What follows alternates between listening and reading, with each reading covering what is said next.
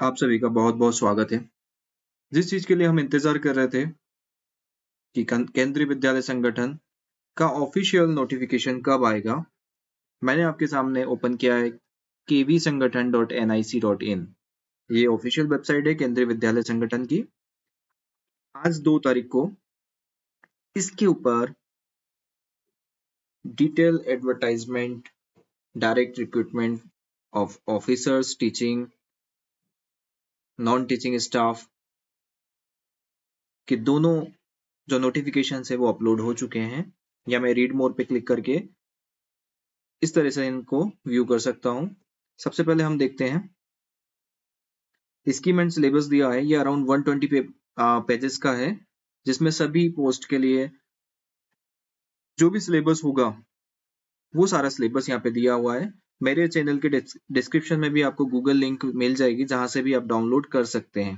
ठीक है, सबसे पहले हम आप लोगों के लिए लेके आए हैं केंद्रीय विद्यालय संगठन के ऑफिशियल नोटिफिकेशन, सिलेबस और सारी डिटेल्स को।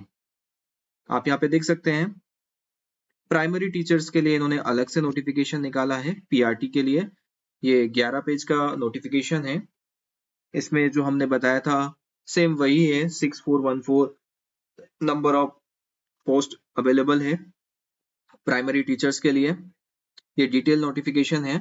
इसमें जो पे मैट्रिक्स रखी गई है वो 35,400 से 1,12,400 रखी गई है। अपर एज 30 साल रखी है, मतलब 30 साल तक के लोगों यहाँ पर अप्लाई कर सकते हैं। क्वालिफिकेशन की बात करें हम तो senior secondary or it's equivalent with at least 50% marks, 2 year diploma in elementary education, मतलब डीलेट करना होना चाहिए।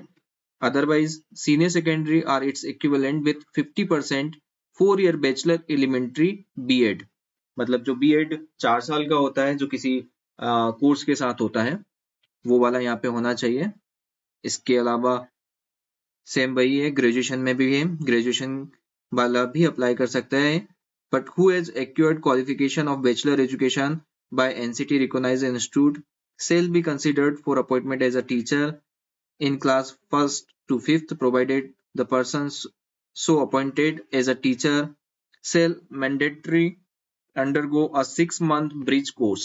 मतलब जो बीएड वाला अप्लाई करेगा, यदि उसका जॉब लगता है, फिक्स होता है, तो उसको 6 महीने का जो ब्रिज कोर्स होता है एज पर द एनसीटी वो करना होगा।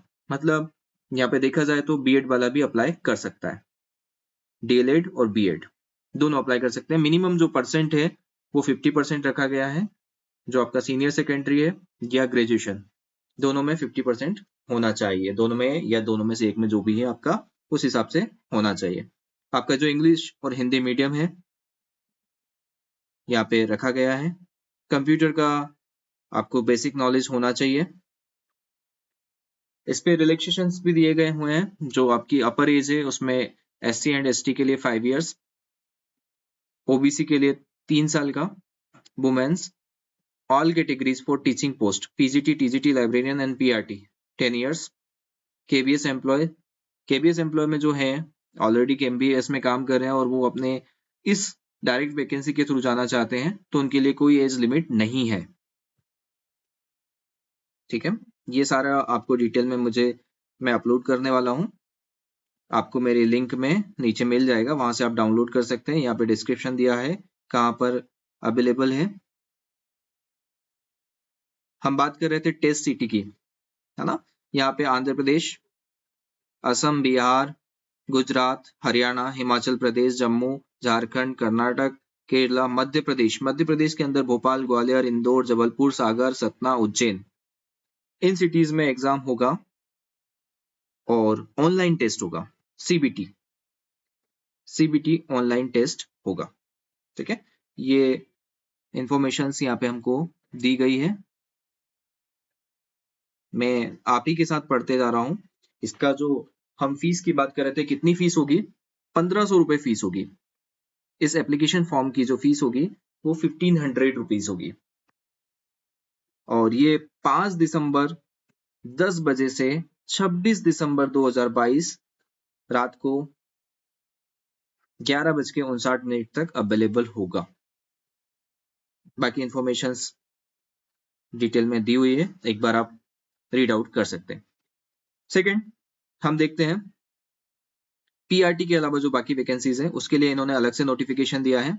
नोटिफिकेशन नंबर 15 अदर पोस्ट के लिए है, पीआरटी के अलावा सारी पोस्टों के लिए, और 16 जो नोटिफिकेशन नंबर है वो पीआरटी के लिए स्पेशली। तो यहाँ पे हम पीआरटी के बाद अब बाकी पोस्ट के लिए डिस्कस करने जा रहे हैं। असिस्टेंट प्रोफेसर, असिस्टेंट कमिश्नर के लिए यहाँ पे दिया हुआ है, principal, vice principal, post graduate, PGT. हमने जो आपको डिटेल्स प्रोवाइड की थी हमारे पहले वीडियो में, इसी के आधार पे थी और वो एकदम सही थी। इसमें वही डिटेल्स दी हुई हैं। यहाँ पर असिस्टेंट कमिश्नर के लिए यदि आप अप्लाई करना चाहते हैं तो यहाँ पे जो क्वालिफिकेशन है आपकी मास्टर डिग्री 45% के साथ होनी चाहिए, बीएड और इक्विवेलेंट डिग्री होनी चाहिए।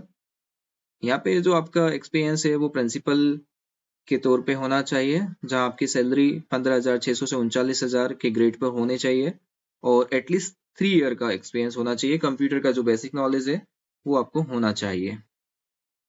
प्रिंसिपल की बात करें, यहाँ पर भी मास्टर डिग्री 45% के साथ है, बीएड होना चाहिए, और बाकी ग्रेड और वाइस प्रिंसिपल की पोजीशन 3 साल का एक्सपीरियंस, टीजीटी या वाइस प्रिंसिपल के लिए 15 साल का होना चाहिए। टीजीटी की पोस्ट पे अलग अलग मैट्रिक्स दिए हुए हैं, वाइस प्रिंसिपल के लिए भी दिया हुआ है। हम बात कर रहे हैं आप पीजीटी की, जिसके लिए आप इंतजार कर रहे थे। यहाँ पे लेवल 8 मिलेगा आपको, जो पे स्केल मिलेगा वो लेवल 8 मिलेगा, मतलब एक हैंडसम सैलरी आपको मिलने वाली है, 47,600 से 1,51,000, ये आपका लिमिट होगा। और आपकी इसमें अपर एज जो है वो 40 ईयर होगी।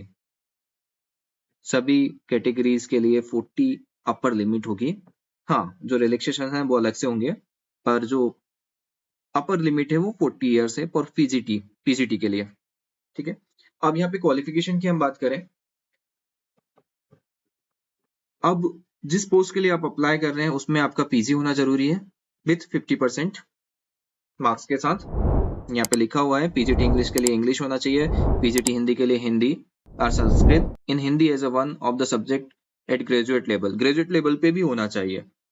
पीजीटी फिजिक्स के लिए, पीजीटी केमिस्ट्री के लिए, पीजीटी इकोनॉमिक्स के लिए, पीजीटी कॉमर्स के लिए, सभी के लिए यहाँ पे आपका यूजी और पीजी दोनों में सब्जेक्ट होने चाहिए। बीएड होना चाहिए, टीचिंग आप हिंदी इंग्लिश में होना चाहिए, कंप्यूटर का नॉलेज होना चाहिए। पीजीटी कंप्यूटर साइंस के लिए एटलीस्ट, पीजीटी कंप्यूटर साइंस का एक डिफरेंट होता है, इसमें बीएड कंपलसरी नहीं है, बाकी सभी में बीएड होता है, इसमें बीएड का नहीं दिया हुआ है। बीएड नहीं है तो भी आप पीजीटी कंप्यूटर साइंस के लिए अप्लाई कर सकते हैं। 50% के साथ आपका BE, BTech, MSc, MCA, BCA, BSc computer science या post graduate diploma in computer, ठीक है, या B level, C level DOEACC जो ministry of information and communication technology देती है उसमें होना चाहिए आपका। यहाँ पे लिखा हुआ है कि बाद में आपको बीएड के थ्रू जो प्रमोशंस है वो सारे बीएड के बाद ही मिलेंगे, पर अभी आपको ज्वाइनिंग के लिए, इसे एप्लीकेशन को फिल करने के लिए बीएड की जरूरत नहीं है। पीजीटी बायोलॉजी बायोटेक के लिए भी बीएड इन्होंने नहीं लिखा है, बीएड बायोटेक में भी आप बाद में लगा सकते हैं। तो पीजीटी कंप्यूटर साइंस और पीजीटी बायोटेक के लिए बीएड नहीं लिखा है कंपलसरी। टीजीटी की बात करें, टीजीटी में भी एक अच्छी सैलरी यहाँ पे बताया है, लेवल नंबर से 7 पे स्केल 7 होगा, जिसमें 44,900 से लेके 1,42,400 का जो आपका मैट्रिक्स होगा। इसमें अपर लिमिट 35 ईयर है, ठीक है, इसमें अपर लिमिट 35 ईयर है। आपका जो ग्रेजुएशन है वो 50% मार्क्स के साथ होना चाहिए, बीएड होना चाहिए। जिस सब्जेक्ट के लिए, जिस पोस्ट के लिए आप अप्लाई कर रहे हैं वो आपका सब्जेक्ट होना चाहिए, और जो आपका कोर्स है वो 3 साल का होना चाहिए। ग्रेजुएशन मिनिमम 3 ईयर्स का होना चाहिए, यहाँ पे लिखा हुआ है, ठीक है। यहाँ पे TGT English, TGT Hindi, TGT SST, TGT science, TGT Sanskrit, TGT maths, TGT PHE TGT PHE physical education, AE art education, WE work education. ठीक है, ये भी पोस्ट है। इनके लिए PHE के लिए जो मांगा है bachelor degree in physical education होना चाहिए।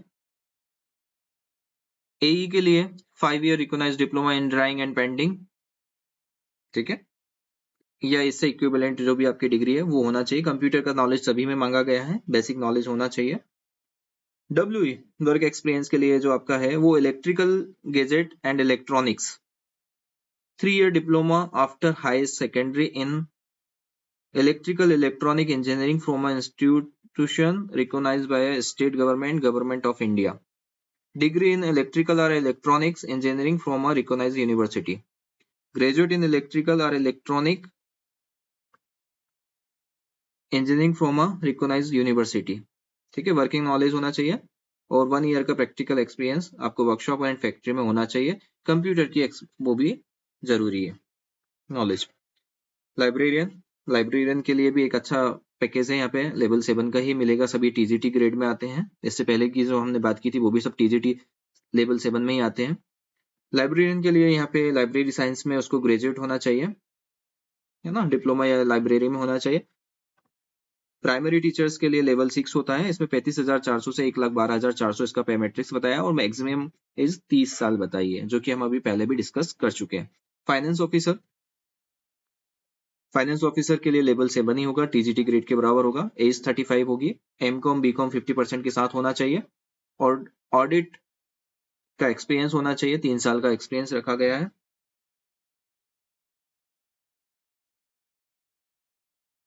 ठीक है, इसके बाद असिस्टेंट इंजीनियर, सिविल इंजीनियर के लिए भी यहाँ पे पोस्ट निकाली है, जिसकी एज लिमिट यहाँ पे भी 35 ईयर है। असिस्टेंट सेक्शन ऑफिसर के लिए भी 35 ईयर है। हिंदी ट्रांसलेटर के लिए 35 ईयर एज है।